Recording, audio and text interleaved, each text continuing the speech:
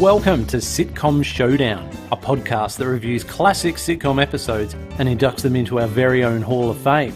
As usual, one of us has chosen a sitcom episode and the other guy has no idea what it's going to be. Will they already know it? Will they love it? Can they be convinced that it's worthy? Let's find out on the Sitcom Showdown. Welcome back to Sitcom Showdown for episode number 45. My name's Jeffers, and hello, Steve. I'm very excited. It's my choice tonight, or today, or whenever you're listening. Yeah, that's right. Yes. It's also a long weekend here. It is too. The lovely end of a long weekend for Australia Day. Yeah. So what have you got, Steve? Okay, I'm going to give you a clue. Okay. Oh, the final countdown. Exactly. For anyone who can't see what we're doing, We're bopping to vigorous head Europe. nodding and all those things. Yeah, okay, good. Cut straight to the guitar solo. No, we can't do that. No, we can't. Yes, it's the final countdown, which is an episode of the IT Crowd. Is it really? Yeah. Oh, that is monumentous. It's going to live up to the music. Yep, it's episode 2 of season 4 of the IT Crowd. Alright, well, this is the description of the IT Crowd from Wikipedia.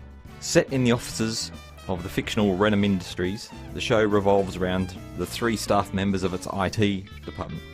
Coding genius Maurice Moss, work-shy Roy, and Jen Barber, the department head / relationship manager who knows nothing about IT. That's an ongoing gag. The show also focuses on the bosses of Renham Industries, Denham Renham, Denham Renham, Denholm. Denham Renham. Yeah, and later his son Douglas, goth IT technician Richmond, who resides in the dark server room, also features in a number of episodes. Yeah. Which I found rather odd that there was just this character which occasionally would pop up. He doesn't pop up in this episode, Jeff. No? Oh, well, it's just as well. He might pull focus and take our eye off the main... The main people. Yeah, exactly. Yes. And this was on Channel 4 network in the UK. And it ran for 4 seasons from 2006 to 2013. Aha. This was written by Graham Linehan, who also co-wrote Father Ted, which we covered in episode 2 of Sitcom Showdown. Oh, you've done your research. Oh, I'm all over it. Black Books, which we covered in episode 15, and Count Arthur Strong, which we covered in episode 25. Hey. Yeah. So we're big fans of Graham. Now, we've talked about Richard Ayoade, who plays Moss, in episode 23. Yes, what would that have been, Jeff? Garth Marenghi, my favourite. Yeah. Yeah. Jeff loved that one. And Matt Berry, who plays Douglas Renham, the boss. We also discussed him in episode 23, which was Garth Marenghi. Mm-hmm. And in our last episode, yep, which was House of Fools. House of Fools. Yeah. One person we haven't discussed to date is Chris O'Dowd, who plays Roy. And Jen Barber. Oh, sorry, yes. Yes. But we're jumping ahead. Yeah, that's right. Chris O'Dowd, film star. Yes, I've got it down here. He's gone on to do a bunch of movies. Yeah. And he's currently starring in Get Shorty, which is a sitcom in the US. Oh, okay. And Catherine Parkinson plays Jen. And I'd seen her previously in Doc Martin. She played the receptionist. One of the long-suffering receptionists. Okay, so that's not a comedy role as such? No. Okay, good. No, she was a bit of a quirky character. Yeah. Also wanted to mention Benedict Wong. Okay. Who plays Prime in this episode. Okay. Now, he is Wong from Wong. Benedict Wong plays Wong in Doctor Strange. Oh, brilliant. Okay. And in Avengers Infinity War. So who was, and from memory, so we've got Wong in Doctor Strange, that role, and then who did Chris O'Dowd play in the Marvel Cinematic Universe? I'm sure he's been someone in the Marvel Cinematic Universe. He was in the Thor movie, wasn't he? Yeah, that's right. You're done. Okay, good. Yes. So, Jeff, have you watched the IT Crowd before? Yes, I have. You have? Yeah, definitely. From beginning to end, or? Yeah, and how did you find your way to it? Just because it's part of the Linehan bunch of sitcoms, of course, I had to watch it. So I would have just watched it on the ABC here in Australia whenever it came on, and I don't own any on DVD. I thought you did pick some up. Which is an oversight. In fact, yes, I do have one series because you said to me, Jeff, there's a set of IT Crowd down at the op shop. Go grab it now. And I did. Yeah. And it was great. Yeah. Make sure it's in your collection. Yeah. Well, I was a bit patchy with it, but then when I got Netflix, I basically went through and rewatched from start to finish. Ooh. Yeah. Yeah. So that wasn't too long ago. Can you recite the full emergency number Oh, from that no. episode of the IT No, Crowd? come on, how many digits long is it? Yeah, I can. All right, go on then. I think it is, and please write in Please. if I'm wrong and abuse me, but it's 0118 999 88199 9119 725 3. That's how Very catchy good. it is. It's IT Crowd, and we're skipping ahead here. I should have held this for the final comments, but it's given me so many laugh moments that I've had to stop watching while my sides stop aching and then get back to it. And that's very rare, I think. So, yeah, it's great. Oh, we'll have to find out if this is one of those episodes. Okay. First, we go and watch it. I'm getting too excited. Yeah, you're just getting totally carried away here. All right, well, we're going to go and watch it, and then we'll come back and tell you all about it.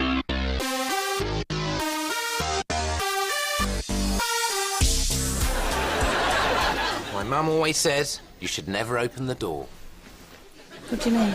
An unopened door is a happy door, so we never answer ours when someone knocks. What, so you all just sit there? Yes? So the doorbell goes, and you all just sit there until the person goes away? Yes. What if it's important? What if it's good news? This is London, Jen. It's not someone with cake. Unless that cake is made of dog poo and knives.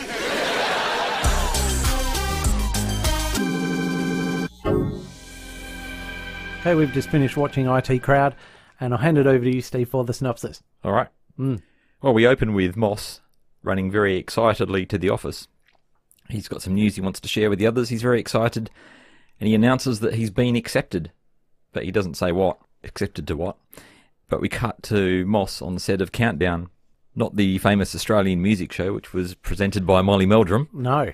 It's the British game show involving word and number puzzles. Now, Jeff, I do have a bit of information about Countdown Okay. for you here. Yeah. I think this is going to answer a couple of questions that you had during the watching. Oh, good, right, excellent. All right, so strap yourself in. It was the first program to be aired on Channel 4, Oh, really? and 78 series have been broadcast since its debut on the 2nd of November 1982. Ah, With over 6,500 episodes, Countdown is one of the longest-running game shows in the world. holy moly. Okay, so there can be a lot of winners. Yeah, you were asking how many winners there could Yeah. be. Yeah. So the two contestants in each episode compete in 3 disciplines. 10 letters rounds? Who wrote this? Yeah, no, 10 10 letters rounds. letters in 10 inverted letters commas, rounds. and 10 numbers as rounds. Yes. In which the contestants attempt to make the longest word possible from 9 randomly chosen letters. 4 numbers rounds in which the contestants must use arithmetic to reach a random target number from 6 other numbers.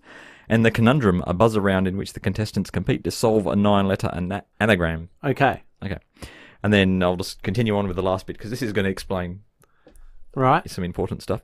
During the series heats, the winning contestant returns the next day until they either lose or retire with 8 wins as an undefeated Octo-champ. Ah, Yeah. this is all providing great context for later on. Okay, brilliant. The best 8 contestants are invited back for the series finals, which are decided in knockout format. Oh, Sounds exciting, doesn't it? So Mossy's on Countdown and he's kicking bottom. yeah. In fact, he's doing so well that he might win the Countdown teapot, which we all covet. Roy, in the I meantime... don't know if that's what you win in real life, but if it is, I must say that's a poor return on one's That's what? achievement. It's a stunning piece of crockery, isn't it?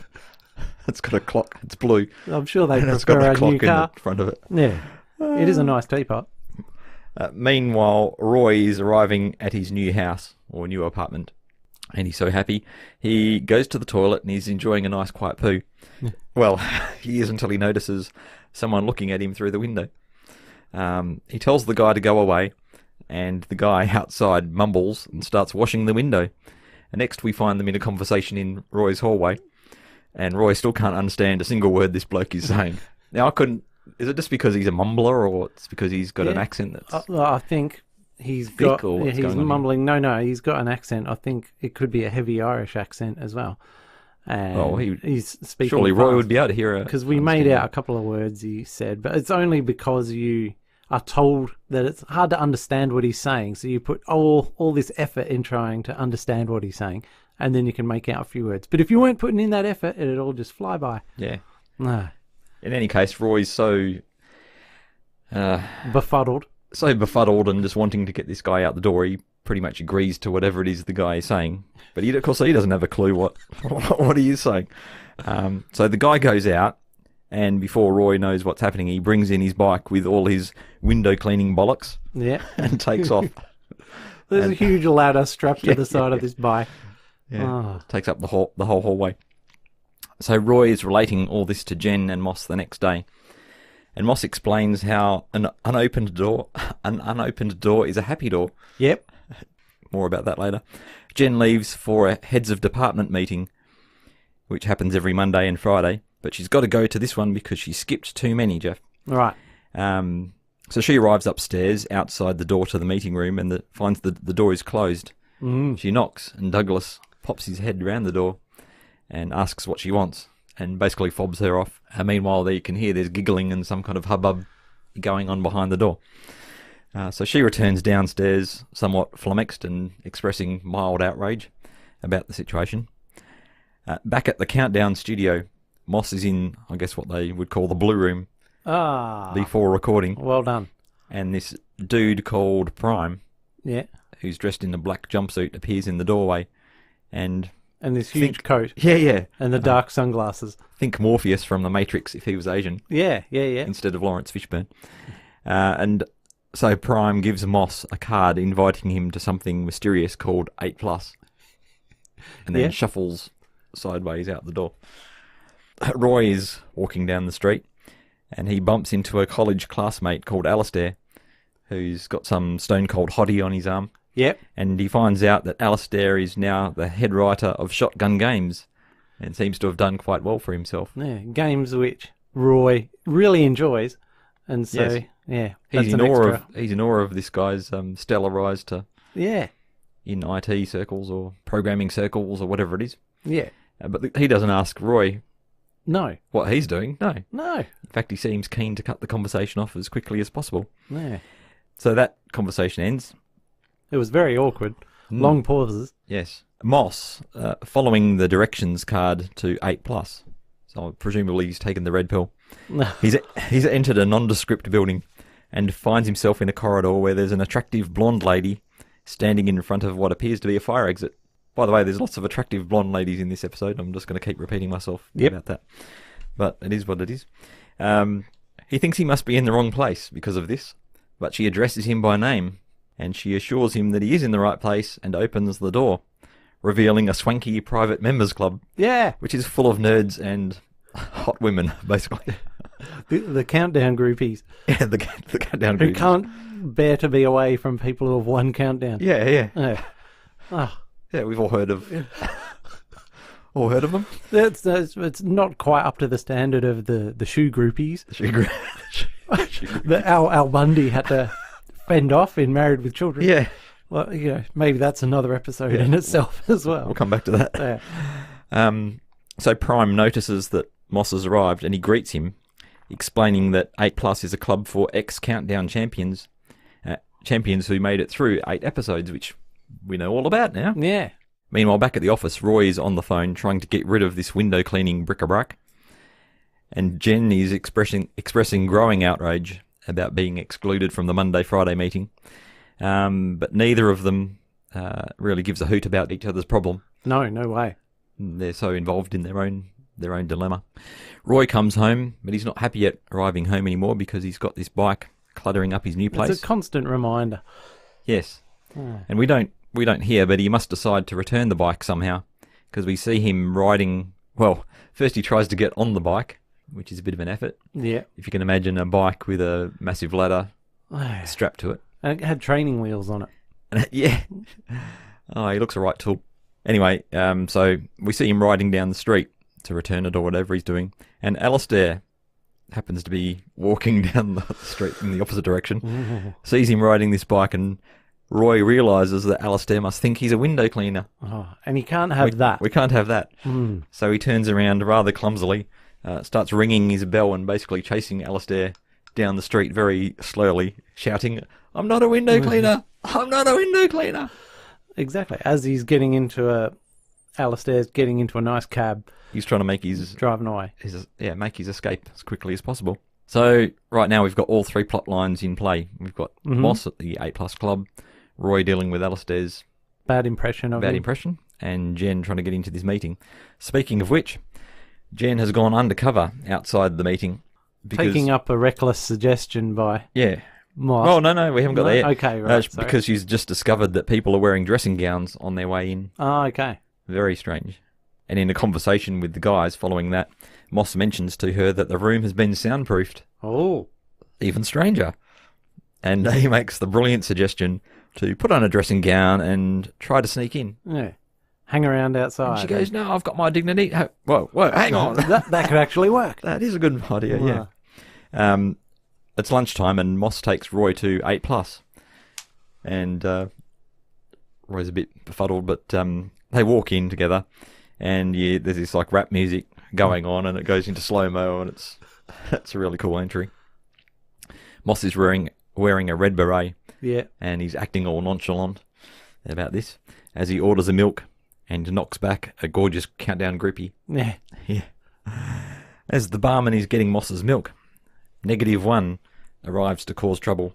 Now, -1 is a character who's dressed in a black cardigan with green frogs on it. Questionable. Yeah. Horn-rimmed glasses. And lots of bling. Gold chains and all sorts of bling.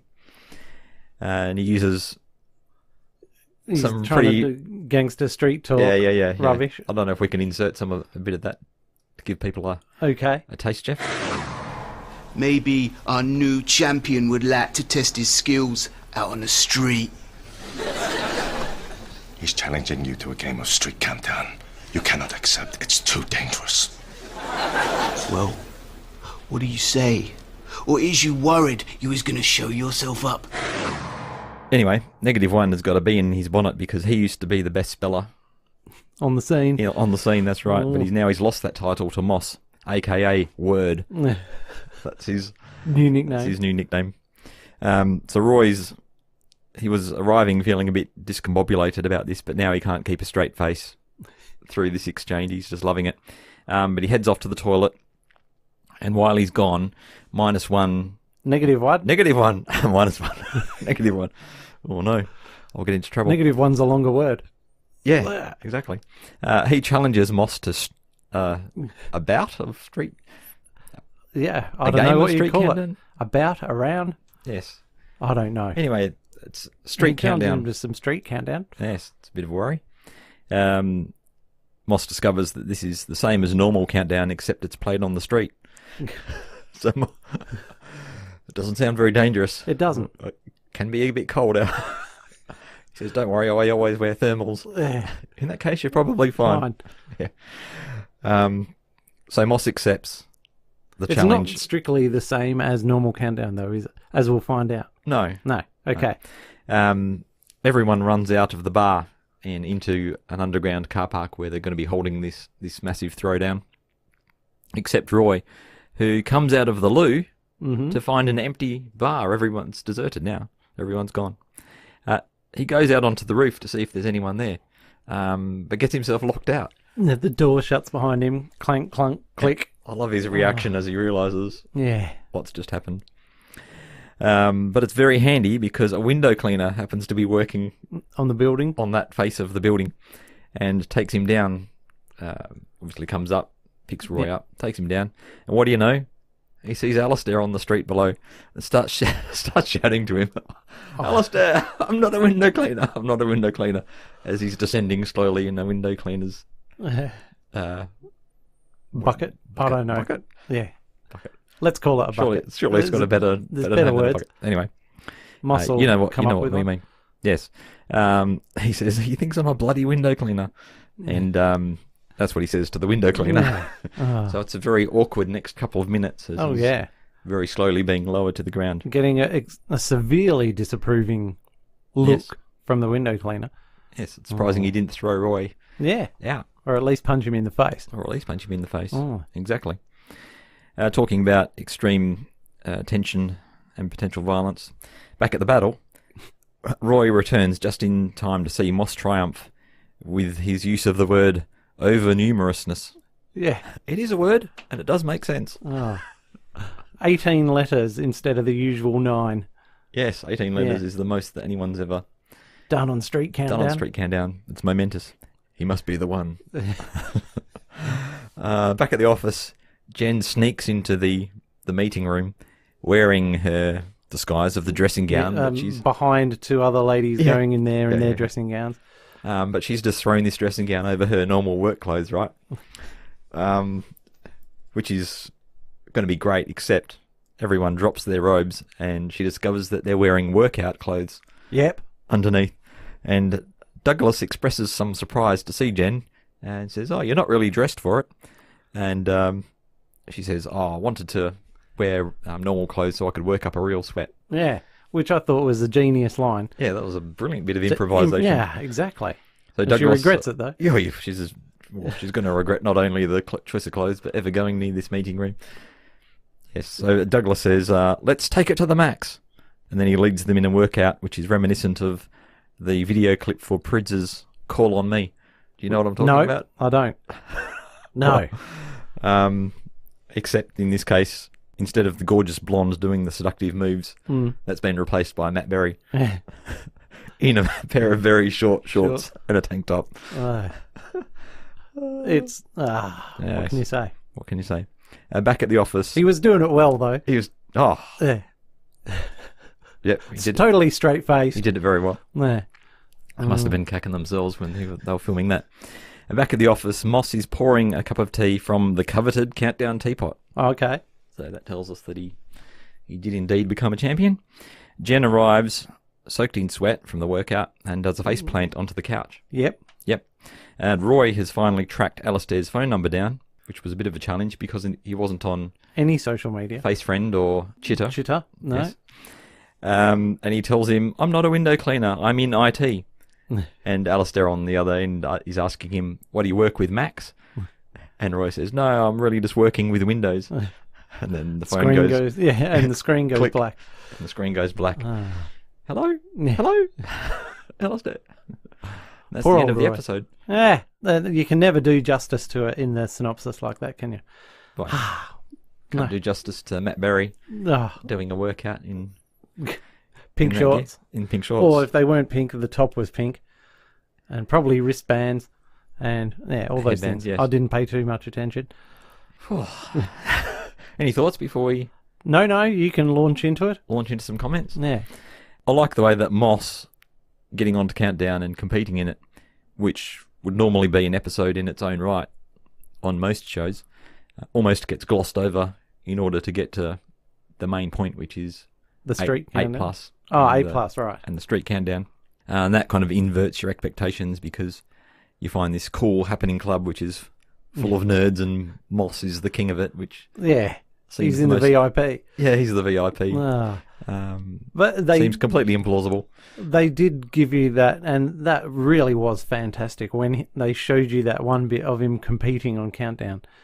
And, they've got 30 seconds to come up with a word, and he's done within the first 2 seconds. He's just looking around, bored, has to take a sip of water, and the other guy's racking his brain to come up with something. And it's just, the facial expressions and the whole thing. It was great. The joke being that Moss says, it already is a word. Yeah. Tnetennba. Do you know what a tnetennba is, Jeff? No. Well, it is. It's just a made-up word. Yeah. No, but didn't they give an explanation of what it was? Well, Moss goes, it already is a word. Can you use it in a sentence? He says, "Hello, that's a nice Tibetan bar you have there." So he didn't really define it at all. Okay. But it must have been in there. Where did I get to? We're talking about the club and how they're drinking milk and Ribena, and Roy's request for beer. Yeah. Unheard of behaviour. Yeah. Everyone just... Outrageous. The barman says, "Oh, I don't have any beer." Yeah, I'm going to have to go out and get some. Someone's going to have to mind the bar while I go and get some. Because Moss says, "Just get him what he wants." Yeah, very very quietly, very menacingly. Yeah. So Street Countdown, they're obviously playing around with things like The Matrix, Fast and the Furious, Fight Club. Yep. You know what the first rule of Fight Club is, Jeff? Yeah. What's that? Well, isn't it don't talk about Fight Club? Yep. I've never seen Fight Club. And what's the first rule of Street Countdown? Tell everyone about Street tell Countdown. everyone you can Because about it's a Street really Countdown. fun game. Yes. And we can encourage more people to do it. Yeah. Exactly. Roy and Jen and their kind of the track they're on. Neither of them. It's funny because neither of them are particularly interested in their thing that they're dealing with in the first place. Like for Jen, it's this meeting that she never wanted to go to. Mm-hmm. And Roy literally doesn't give an S. Well, he presumably hasn't seen this guy in years since they were in college. Yeah. So why does he suddenly become this obsession that...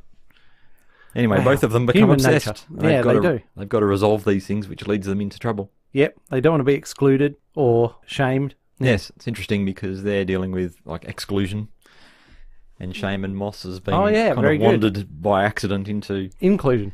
and put on the throne of 8+. Yeah. Yes. Very good. I like the way they both express outrage to each other, but neither of them is really interested in Helping the other helping person. the other one out. No, absolutely not. And their exchanges are quite priceless. For example, Jen says, "Aren't you outraged that your department head isn't represented by its manager at this meeting?" And Roy says, "Nope, couldn't care less." Yes, so they're both wrestling with this situation, but by contrast, Moss is just breezing through the whole thing. But before we leave the subject of storylines, I'm going to mention Roy going to 8+, and I like the way that going to 8+ leads him to being stuck on the roof, which in turn leads him to getting in the window cleaner's bucket and back to Alistair. Yeah. Thought that was genius. All right, no worries. Well, yeah, on the same topic, I've just got in my notes that I'm glad they included Roy in Moss's thing, because having him as an observer makes the whole thing hilarious, and it did get us away from this whole awkwardness subplot of Roy's, which by comparison is nowhere near as good as what's going on with Moss. So you want to see what's happening with him and not necessarily more encounters with Roy and Alistair. And so they played it the right way and managed to get a beautiful little plot device in the bargain as well. Yep. And get him in the window cleaner's bucket. Yeah. So good moves all around, I think. Ticked all the boxes. Yeah. And Moss swears Roy to not let on that everyone sees Moss in real life as this complete dweeb Yeah. and nerd who works in the basement. Yeah. But then, as the scene goes on, Roy just cannot help laughing at everything that's exactly, with word transpiring and all that sort of stuff. Yeah. Mm. I was just going to move on to some gags now. Okay. Yeah. Let's talk about some gags. Okay. The look on Roy's face when he gets home at the start of the episode is completely priceless. He's so happy, and then so content sitting on the toilet reading, but it just turns to horror. Yeah. Well, it As would. he notices You this turn guy- around, You're in your, some bloke looking at you. you're at your most relaxed, and Yeah. then that happens. Oh, and like, He does a double and the take. guy's just staring. He's not trying to look away or anything like this. Yeah. Ah. Chris O'Dowd does awkward so well, and Graham Linehan just puts him in situation after situation like this. Okay, so Jen asks Moss about not opening his family's policy of not opening the door. And she says, "What if it's good news?" And he says, "This is London, Jen. It's not likely to be someone with cake. Unless it's a cake made of dog poo and knives." I was cheering that on.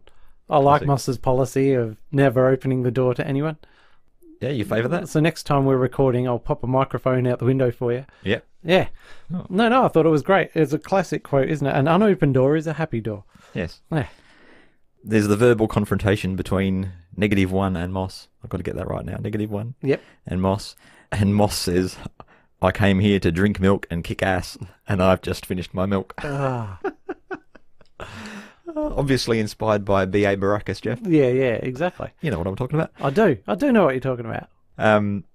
The cringe factor when Roy disses the window cleaner Oh, partway down to the ground yep. and then has to sit there Waiting. waiting.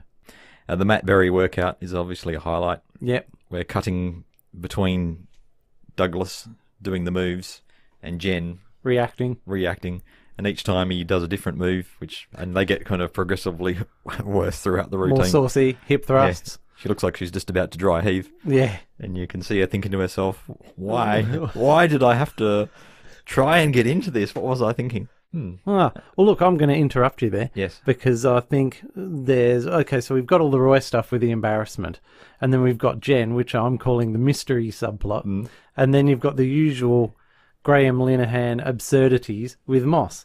So it's like you're getting 3 genres in one, because you've got the classic British comedy with Roy, where he's either too polite or too embarrassed to say something, and he finds himself in these awkward situations. So that's very standard. And then you've got all the wackiness going on with Moss, which is, I don't even know the right word for it. I was going to say not watchable.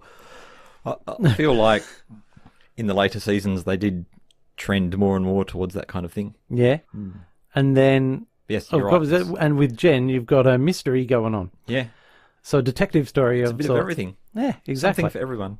Well, are you going I've to... come to the end of my list. Have you? Yep. Okay, right, no worries. What other things have you got written down there, Jeff? Well, no, I was just enjoying watching it so much. I did write down very little. But Moss is just such a good character that it doesn't really matter. I mean, obviously, Jen is great in her situations and Roy's great in his situations. And the whole show is very enjoyable, but just the Moss character, you can base whole episodes around him. Yep. And it's going to be awesome no matter what happens. And you watched the American version of IT Crowd with Joel McHale as the Roy character. No, I didn't. Oh, okay. So it's virtually exactly identical set, except, they're in America and they've hired 2 American actors to play the other 2 parts, but they kept the Moss character as is with Richard Ayoade, and it was awfully, terribly awful. Why is that? I mean, you pick some good-looking American dude to try and play that Roy role, and if Roy's doing these things like the comedy of embarrassment, that's a very British thing. It's not translating over to an American person. Yep. And I don't. Other people would say much better and more concisely why it doesn't work, but it just doesn't. So it's not quite that you can just bung Moss in any situation, and because that character's so good that it's going to carry it. Because clearly this is not the case. And that's why you need Roy and Jen and the 2 specific actors that play them, and to be in the British situations they're in. Yep. I don't know where I was going with that. I think I started on a completely different point. And another thing I like about IT Crowd in general is I just like seeing what's in the sets. Yep. You could pause it and just have a good 5 minutes of looking at what's on the walls and enjoying all the pop culture stuff. But that's a really minor thing. But it does add to it, It helps you. And I do love when they were in the club and you've got VIP Club Moss, and just the intro walk that you mentioned before with him and Roy. And Roy's just wide-eyed looking at all this stuff What's around going him. on? And Moss is just completely blasé, strolling in. Yeah. It's hard to describe, but just the music they're playing and the atmosphere and the whole thing, it was fantastic. There you go. I mean, I haven't got much more to say about this episode. It's just fantastically excellent, and people should watch it and then follow it up with a lot more IT Crowd episodes. I know that sounds a bit praising it too much and all that sort of stuff, but it is a very good show. All right, well, I'll just add my conclusion then, if that's... Brilliant. We're heading in that direction. Oh, okay. 3 strong storylines, each well paid off at the end. And as you pointed out, each with a slightly different flavour. Very good gags. And I've given my examples of those. Absolutely. And I think the acting in this is brilliant. Yep. I totally agree. There endeth the conclusion. Oh, yeah, no, fantastic. Thanks for bringing it along. I like the IT Crowd, and that was, I was laughing my head off at certain points there. Fantastic. Good day. All right, well, we'll pop off and see everyone in about a fortnight. Cheers. Okay, see ya. Join us next time on Sitcom Showdown, when we'll be putting another 5-star episode under the microscope. And in the meantime, you can contact us with feedback on Facebook, Twitter @Sitcom Showdown, or by email sitcomshowdown@gmail.com.